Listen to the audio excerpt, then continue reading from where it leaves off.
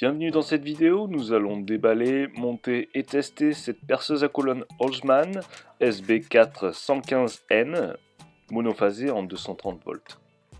Voilà, il existe la même machine en triphasé. Ça c'est une chose à savoir. Alors au niveau des caractéristiques, on est sur quelque chose de très facile à monter. Prenez une bonne petite heure pour tout assembler tranquillement et mettre ça sur un établi. Voilà, il s'agit d'une perceuse à colonne d'établi. Le montage est très facile à réaliser. Il y a des vis à mettre, vous le voyez à l'écran.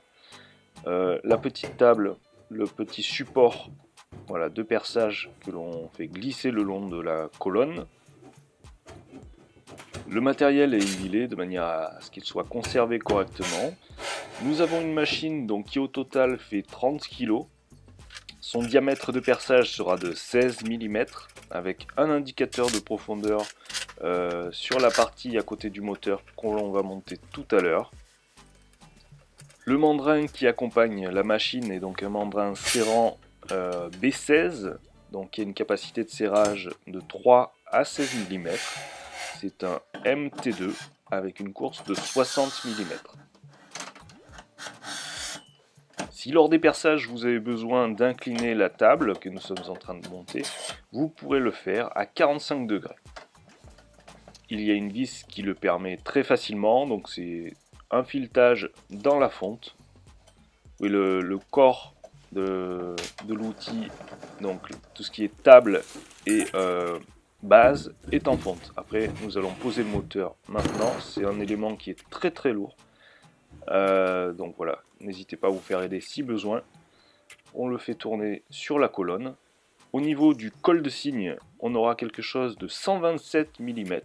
Donc ça vous laisse quand même, pour une perceuse à colonne d'établi, de la place pour passer de gros objets à percer. On a au niveau du volant de guidage un indicateur de profondeur qui nous permettra donc de faire des perçages réguliers et de même profondeur. Le long de la colonne centrale, donc la plaque de support va pouvoir être montée et descendue en fonction des objets qu'on a à passer pour le perçage. Vous aurez aussi la possibilité de rajouter des fixations si besoin. Nous allons passer ensuite à la fixation du mandrin donc sur la machine.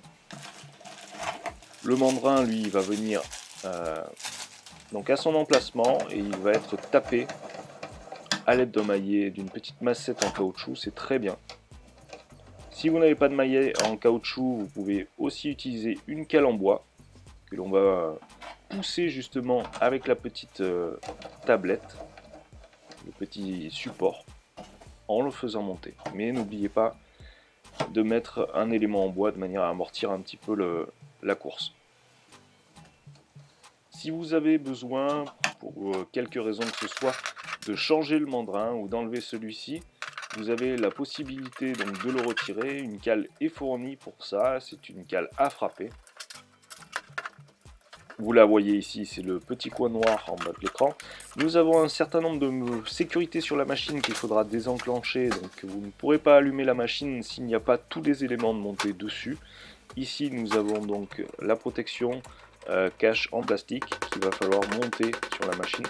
Et donc l'axe carré va permettre de désenclencher la sécurité lorsque vous fermez celui-ci. Là nous positionnons donc le mandrin. Et vous allez voir qu'il est très facile de le retirer. Voilà, la cale, quelques coups de massette et il sort tout seul. Voilà, et on peut le remplacer à ce moment-là. Il n'y a plus qu'à mettre la protection. On pourra enclencher celle-ci, donc en la tournant face au mandrin. Et on pourra alors brancher sur secteur et utiliser la machine. Donc notez qu'au niveau de l'utilisation, il n'y a pas de souci. Elle perce aussi bien du métal que du bois. Pensez à avoir des forêts bien affûtées tout simplement. La course est assez large pour une petite machine d'atelier. On a un outil très sympa, pratique et solide.